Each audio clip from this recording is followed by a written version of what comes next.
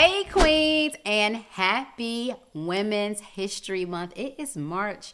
That means it's a celebration of women and sisterhood all month long. So this month I need you to flex your women muscles, women muscles, women in leadership, your sisterhood muscles, all those muscles I need you to flex this month, okay? Today I am going to be talking about women in leadership and our unique ability to be amazing leaders and why. And I'm going to talk from 3 points today. I talk about women being in leadership having one, improved performance, better performance results than men in leadership, quite frankly. 2, how we serve as role models for other women. And 3, how we have enhanced decision making in our organizations when we have women in leadership. So I'm going to talk about those 3 points today. But before I do, I want to make sure you remember to like, subscribe, hit that notification button so you can stay in all the know, especially this month since it's Women's Month. We're going to be flexing all month long, ladies, because it's all about us this month. So make sure you do all those things. And hey, if I say something today that you like, make sure you share with your friends. I appreciate that. Share it. I always share good stuff whenever if I get a sale, if I find something, that was buy one get one or a BOGO or a twofer, whatever, I'm letting my people know. So share this today if you see anything that you agree with and you're like, that I'm in the amen corner on that one, girl. Make sure you share it, okay? All right, ladies. So women in leadership bring a unique and valuable perspective. And I want to share my 3 points today, but I want to start with a story about my day today that started off awful. It was just freaking awful, okay? And let me tell you why. So everything that could go wrong except for my car breaking down basically went down today, okay? So first of all, my son gets up late for school. He didn't even get up. I had to wake him up. So I wake up, I'm in a frantic because he's still in bed sleep and his ride will be here in like 15 minutes.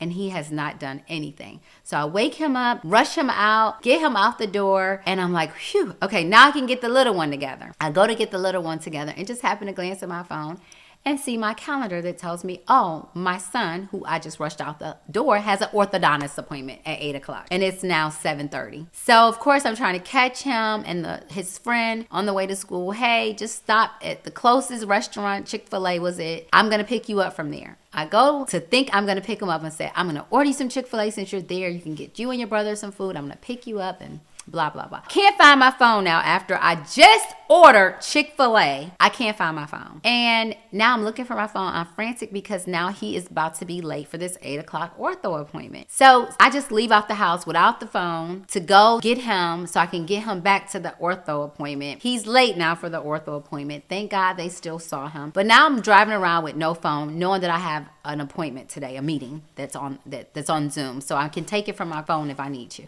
But I don't have my phone. So I rush my little guy to school and drop him off after I promised him Chick-fil-A. He nicely, kindly reminds me, where's my Chick-fil-A? And you're dropping me off without Chick-fil-A. But of course, I don't have my phone, so I could not get to Chick-fil-A in the drive-thru to show my order to get my food. So I could not even get his Chick-fil-A. So I'm taking him. So this probably sounds very familiar to you guys, I'm sure.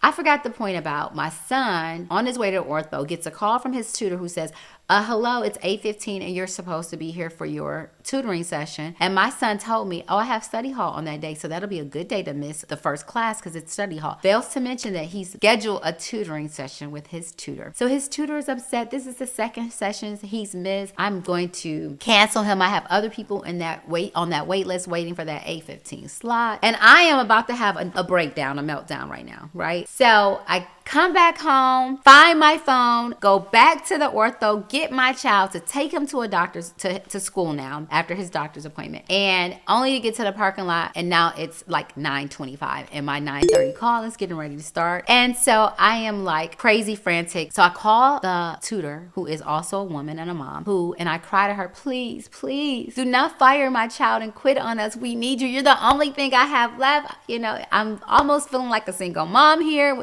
taking taking care of these kids. My husband's an executive rolling around all the time in work. So pretty much now that my nanny, oh, that's a whole nother thing. My nanny, had to get a new nanny. I'm in the middle of not having a nanny, so I'm just trying to figure all this out. I cry to the tutor who says, you know what? I understand. I've had this same conversation with my son, the same exact thing. Don't worry. I said, just charge me the missed tutoring sessions. I will make it up. Please just don't let me go. And she's like, I totally get it. I totally understand. And so I say all that. I wanted to start with that story because I think it just really is a testament to what I'm going to say about women in leadership and why we make such amazing leaders, which I think every organization, whether you're the leader of the organization, you're running the organization, or you're just leading, helping to lead the organization, it is so critical to have women in leadership. And that's for 3 different reasons. The first one is improved performance. One, women have improved performance because we understand we have diversity of thought, diversity of experiences. So we don't bring the same set of experiences that our male counterparts bring to the table. We bring a set of, I understand what it means to be a mom and a woman executive, or a woman leader, or a woman running a business, or a woman running a household, even for those homemakers. We understand what it means to juggle all of those things, even if you're not in a corporation. We understand what it means. And so today, the tutor understood exactly where I was coming from. And because of that, she brought her experiences to my conversation so that she can understand it. For me, that improves performance because we understand our employees. We understand what they're going through. We understand how to approach them. And oftentimes we're vulnerable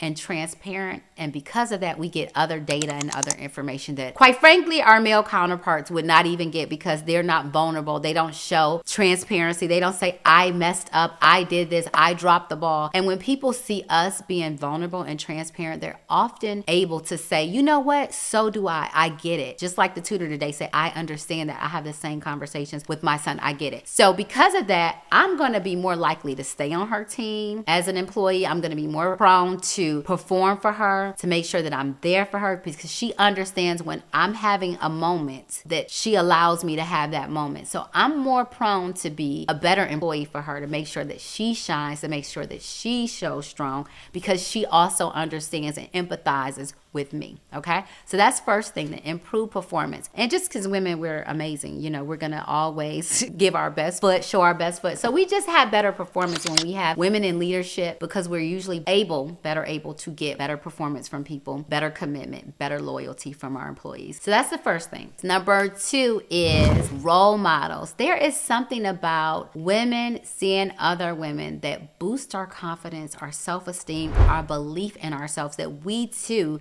can do it. So women in leadership basically serve as role models for those who will come after us. We see trailblazers and we say, we can do it. We're inspired and motivated because of women in achievement. And so for me, having women in leadership roles serve as a role model, not just that I can do it, but I see it done. I see how to do it. And again, women, we have this unique ability to understand people, to empathize people, to connect with people in a way that, quite frankly, our male counterparts cannot. So women in leadership serve as role models. All right, so the third thing, we talked about 1, improved performance. 2 was having women in leadership help create role models within the organization. And the third thing is enhanced decision making. And the thing that I would say about, the piece about the role models is we have women in an organization help break down stereotypes and those gender biases that people have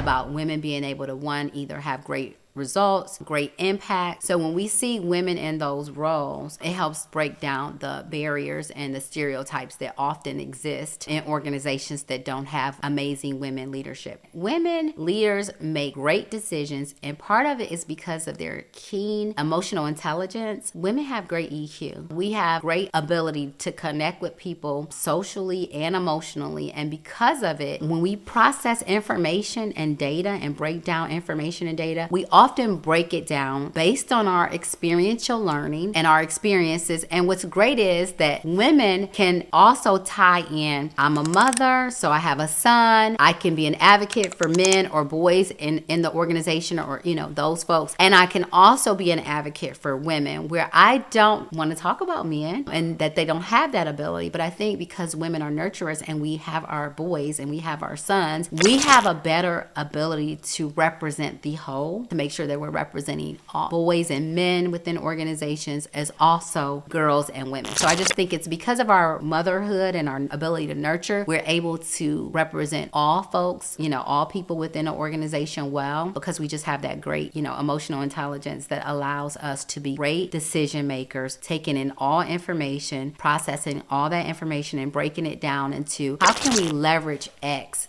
to help us with why. I just think we have that great ability to do that. And so women are amazing. Because of women in leadership, we have 1, improved results, improved productivity, improved impact. 2, we make amazing role models for other women so we can continue to break down stereotypes. And 3, we have an amazing ability to make profound decisions which help our organizations perform better than our counterparts. It helps our small businesses, it helps our communities, it helps the boards and nonprofits in our community, having women in leadership. All right, so all month long, I want you to flex those muscles because it's about us. It's about celebrating women and leaders and sisterhood. All month long in March, I want you to just flex your muscles and just be proud of the amazing work that you're doing in your home, your communities, your organizations. You're doing amazing work and we need you. So just flex your muscles and celebrate you all month long. Hey ladies, do not forget, if you like this video, if there was anything that you just resonated with you or you said, yeah, I can get with that, make sure you like, subscribe, hit the notification button, click down and connect with our community. The Business with B community is all about lifting up women and queens. And so this month especially, I need you to make sure you share with your friends this community because it's all about us making our communities better together.